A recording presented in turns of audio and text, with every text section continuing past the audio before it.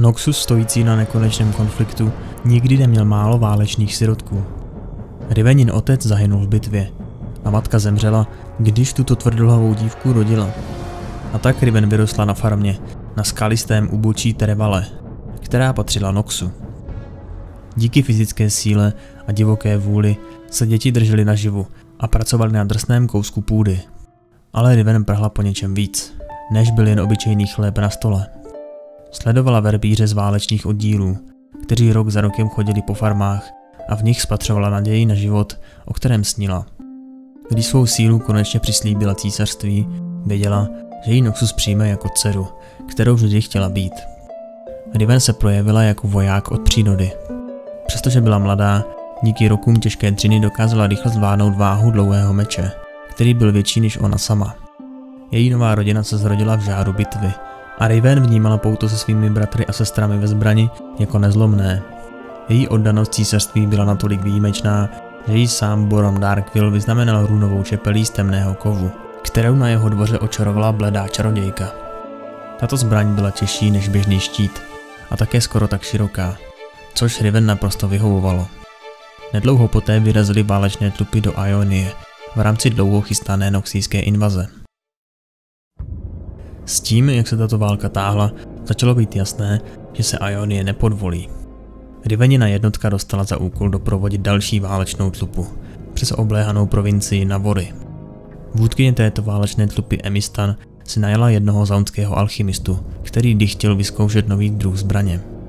Během bezpočtu tažení by Riven za Noxus ráda položila svůj život, ale nyní v těchto ostatních vojácích spatřovala něco nekalého. Křehké nádoby, které vezly na svých vozech, neměly na bojišti žádný účel, který by si dokázala představit. Tyto válečné oddíly se střetávaly s čím dál litějším odporem, jako by jim chtěla vzdorovat sama země. Během jedné prudké bouře, kdy z úbočí kopců stékalo bahno, zůstali Riven a její válečníci s jejich smrtícím nákladem odříznutí. A právě tehdy se zjevili ionští bojovníci. Když Riven hrozbu spatřila, přivolala Emistan na podporu. Jedinou odpovědí, které se jí dostalo, byl hořící šíp, který byl vypálen zpoza hřebenu kopce. A Riven pochopila, že tady už nejde o válku, jež má za cíl posunout hranice Noxu. Šlo o naprosté vyhlazení nepřítele, stůj co stůj. Šíp se zcela neomylně trefil do vozu. Riven instinktivně tasila meč, ale na to, aby někoho ochránila, už bylo příliš pozdě. Z rozbitých nádob se vyvalil chemický oheň a noc vyplnily výkřiky. Jak Ioniané, tak Noxijci padali za oběť odporné a nesmírně bolestivé smrti. Zaštítěná svou magickou čepelí před spalující jedovatou mlhou se stala nechtěným svědkem výjevů plných hrůzy a zrady, které ji budou pronásledovat navždy. Vzpomínky na hodiny, které následovaly, se Riven vracely pouze ve střípcích a nočních můrách. Ovázala si rány a oplakala mrtvé, ale ze všeho nejvíce začala nenávidět ten meč, který jí zachránil život. Slova vyrytá do čepele se jí vysmívala a připomínala jí vše, o co přišla. Riven nakonec našla způsob, jak ten meč zlomit. Nepamatuje si ale, jak se jí to povedlo. Později byla Riven předvedena před Ionský soud kvůli novým svědectvím ve věci smrti staršího Soumy, Yasuova učitele a mistra. Pro většinu však smrt staršího Soumy nebyla nikterak záhadná. Jeho meditační síň převrátila na roby technika větru a stopy této magie byly jako důkaz naprosto dostačující. Kromě Soumy samotného vládl touto silou jen jediný další člověk, Yasuo. Kdyby starší nepadl, neutrpěla by vesnice tak tragické ztráty. Krátce po té vraždě zmasakroval oddíl Noxijců mnoho lidí po cestě do Navory. Mnoho synů a dcer přišlo o život během onoho noxijského útoku a vina padla na jednoho z jejich vlastních lidí. Když Riven stanula před soudem, věděla, co v ní všichni viděli. Cizinku, nepřítele a dceru Noxu. Byla jí položena série otázek o chemickém masakru a o tom, odkud pochází, jak dlouho je v Ionii a jak se tam dostala. Riven odpovídala pouze slovy nevzpomínám si. Setkala se starším Soumou, řekla soudkyně. To jméno v ní něco probudilo. Myslí jí probleskla vzpomínka na vzpomínku, zastřená a ostrá zároveň. Nevzpomínám si, vykřikla Riven, přemožená pocitem marnosti. Válka ničí mnohé věci, řekla jemně soudkyně. Některé z nich nejsou vidět. Tato slova Riven trochu uklidnila. Nevzpomínám si. Pronesla klidnějším hlasem než předtím. Soudkyně přikývla. Jsou tu jiní, kteří dokážou hovořit o tom, co si ty nedokážeš vybavit. Aso Conte, řekla soudkyně trpělivě. Děkujeme, dědečku, že jste se dnes přišel s námi podělit o své vědomosti. Starý muž přikývl. Znáte tuto ženu zvanou Riven? Zeptala se soudkyně. Ano, přisvědčil. Přišla k nám na začátku minulého období mokra. K nám? Ke mně a k Šavě, mojí ženě. Ona k vám přišla? Inu, našel jsem ji na našem poli, vysvětlil stařec nesměle. V noci se nám zatoulalo tele. Ráno jsem se ho vydal hledat a místo něj jsem našel ji. A co chtěla mistře Conte? Chtěla zemřít, ctěná paní, řekl jemně. Byl začátek období mokra, pokračoval Asa. Byla promoklá až na kost. Jen horečkou stravované kosti držené pohromadě blátem a tvrdohlavými noxijskými svaly. Věděli jste, že je noxíka? Zeptala se radní. Měla u sebe zbraň. Meč. Pochva byla popsaná značkami v jejich jazyce. Žádný Ionian by takovou zbraň nevzal do ruky. Mistře Conte, během invaze jste utrpěl těžkou ztrátu. Je to tak? Ano, ctěná paní, přisvědčil stařec. Pohlédl na svou ženu. 2 syny. Co jste s tou ženou udělal? Vzal jsem ji domů za Šavou, řekl. Sálem se opět rozlehlo reptání, zpochybňující mužů schovívavost k nepříteli, jenž se choval tak nemilosrdně. Nebyli jsme připraveni se s nimi rozloučit, ale nemá smysl se utápět v minulosti, když váš vlastní život ještě neskončil. Smrtí už bylo tolik, že jsem k ním nemohl přidat žádnou další, vysvětlil. Umyli jsme ji a v míru jí nabídli, co jsme mohli. Soudkyně přikývla, aniž by hnula brvou. Přejela pohledem po Riven, jenž byla oblečena do šatů obou mrtvých synů. Když se zotavila, chtěla pracovat na poli, pokračoval muž.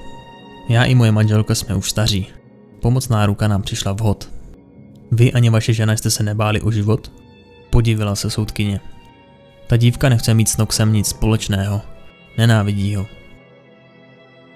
V průběhu výslechu vyjde najevo, že mistr Conte našel Rivenin roztříštěný meč a odnesl jej do chrámu.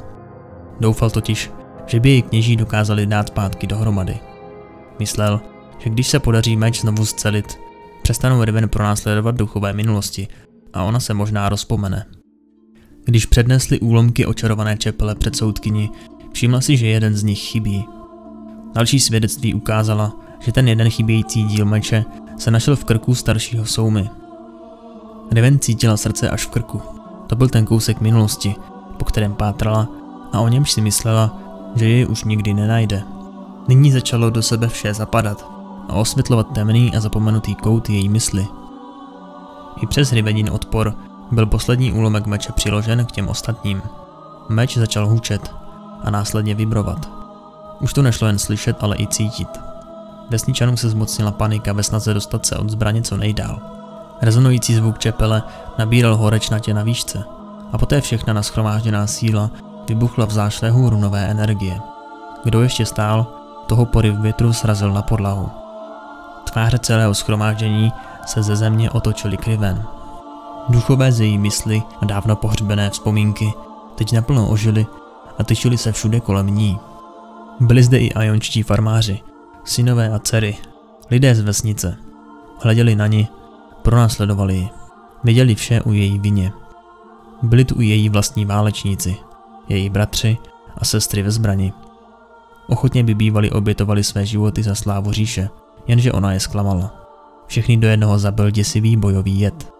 Tito mrtví nejsou skuteční, říkala si. Smrt jí ucpávala hrdlo i nos. Nemohla dýchat. Ten okamžik už Riven nedokázala svou vinu a hanbu dál ukrývat. Zabila jsem staršího, řekla bez dechu. Její předjímané přiznání vyplnilo místnost. Zabila jsem je všechny. S obnovenou pamětí si byla opět vědoma temných koutů své minulosti. Riven, víš, k čemu se tu přiznáváš? Zeptala se soudkyně. Riven přikývla. Proč si to udělala? Nevzpomínám si. Žádná jiná slova pro ní neměla. Soudkyně čekala na nějaké další vysvětlení. Když však nepřicházelo, pokynula zřízenci. Riven, Zůstaneš v řetězech v této síni až do svítání, aby si s tebou mohli promluvit všichni, kdo ti mají co říct, než nad tebou bude vynesen rozsudek. Vesničané potichu odešli. Jako poslední opustil síň starý manželský pár, u kterého Riven pracovala. V místnosti se nenacházela živá duše. Zbyly tu s ní jen duchové její minulosti. Riven tu byla ponechána svým vlastním myšlenkám. Později konečně usnula. Byl to však jen lehký přerušovaný spánek člověka, jenž ví, že nadcházející jitro bude jeho poslední. V tom se objevil Aso a pustil se do pilování okovů na Riveniných zápěstích a kotnících. Jsi nesmírně paličatá, jestli tu chceš umřít, káral ji. Takto svou rovnováhu nenajdeš. Když ji osvobodil, uslyšela zaskřípání jakýchsi kroků a řekla starci, ať se schová. Ten se přesunul do stínů v temném koutě. Cizinec v kápi vešel do síně. Když se ocitl na délku meče od Riven, zastavil se.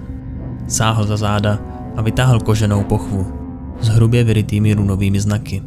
Se zarachocením ji hodil k Riveniným nohám. Co váží víc, Riven? Zeptal se. Tvůj meč nebo tvá minulost? Kdo jsi? Zašeptala. Další zlomený meč, odpověděl. Jsi připravena přijmout svou vinu, za to ti patří mé uznání. Žádala jsem ho, aby jej zničil, prohlásila. Opravdu? Posmíval se jí mužův hlas. Proč tu jsi? Zeptala se. Přišel jsem zabít vraha mého mistra. Procedil skrz začaté zuby. Přišel jsem tě zabít. Riven se zasmál s očima zalitýma slzami. Tak do toho. Cizinec sklonil svůj meč a místo něj začal ovládat samotný vzduch, jenž kolem nich vířil. Vzduch při každém bloku a výpadu hučel a praskal. Magie nabírala prudce na síle, načež muž směřoval veškerou energii na runovou čepel. Noxijská kouzla uvězněná ve zbraní se otřásla. Rozbité kousky se od sebe na okamžik vzdálily a uvolnili malý úlomek z její špičky, který mířil do stínu na mistra Conteho. Ale větrný bojovník ho zastavil proudem vzduchu, než stihl starce zabít. Riven se rozběhla ke starci a prudce jej objala. Ohlédla se přes rameno k šermíři. Je to pravda. Připojil se k ním a zvedl ze země úlomek meče. Riven sledovala, jak část jeho hněvu tála v pochopení. Zabila si staršího soumu, ale nezavraždila si jej, řekl cizinec. Je mi to líto, tak moc líto. Přišla jsem za ním, prosila jsem ho o pomoc, aby tu čepel zlomil. Starší souma se pokusil tvůj meč zničit, řekl cizinec. Svou minulost ovšem zničit nemůžeme, Riven. Riven pochopila, že tohoto cizince pronásledují jeho vlastní duchové. Stěžka si povzdychl a vířící proudy vzduchu kolem něj se utišily. Zodpovědnost za staršího soumu jsem měl já. Chyba za jeho smrt padá ve výsledku na mou hlavu. Yasuo? Řekl stařec a naklonil se k muži, aby si jej lépe prohlédl. Projevil si velkou čest, že si uznal pravdu. Moje čest zmizela již dávno, dědečku, řekl Yasuo. Jeho prohlášení přerušila radní, která se zastavila přímo před Yasuem. Přijetí zodpovědnosti je prvním krokem pokání, Yasuo, řekla zvolna. A jaký je ten druhý? V Yasuových slovech znělo zoufalství. Pohlédl soudkyni do očí. Místnost utichla a zatajila dech. Odpustit sám sobě. Yasuo se otočil zády k radniční síni a vyšel ven do noci.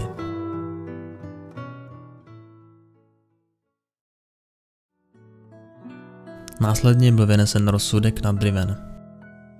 Vynést rozsudek smrti je sice snadné, ten však nevrátí světu rovnováhu, pokračovala radní. Ani zdaleka nedokáže napravit napáchanou zkázu. Obyvatelé vesnice rozvážně přikývli. Riven pohlédla do jejich tváří a všimla si určitého vzoru v tom, jak zde mnozí chyběli. Otcové a matky bez svých dětí, synové a dcery bez rodičů. Rada se místo toho rozhodla udělit delší a přísnější trest. Pozvedla soudkyně hlas. Dohlédneme na to, aby Riven, vyhnankyně, zacelila rány, jež způsobila. Odčiní vše tvrdou prací, prohlásila. Začne na polích pana a paní Conteových. Soudní dvůr se dále usnesl, že se Riven postará o opravu radniční síně a domovy a rodiny těch, kteří byli zraněni během noxijské invaze. Staří manželé se v tu chvíli vrhli kupředu a zavřeli Riven mezi sebou v obětí. Ponořila se do jejich náruče a tiskla je k sobě stejně jako oni ji. Ionie přijala Riven s odpuštěním. Noxus ale na Riven ani na její runový meč nezapomněl, i když se z Ionie dávno stáhnul. Poté, co urputně bojovala proti těm, kteří byli vysláni, aby ji přivedli před spravedlnost, odmítla, aby kvůli ní byla prolita další ionská krev a poddala se obvinění z dezerce, které proti ní bylo vzneseno. Zatímco se Riven vrací do Noxu v řetězech, stále nemá klid. Přestože Darkwill už neexistuje a říká se, že se císařství vyvinulo, není si jistá tím, co se s ní stane.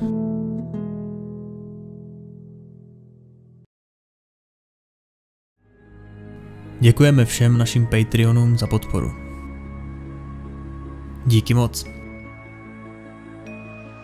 Jestli se o mně občas chceš něco dozvědět, nebo o videích, které tvoříme, sleduj můj Instagram. A nebo můj stream, kde pravidelně líkuju, co bude v příštím videu.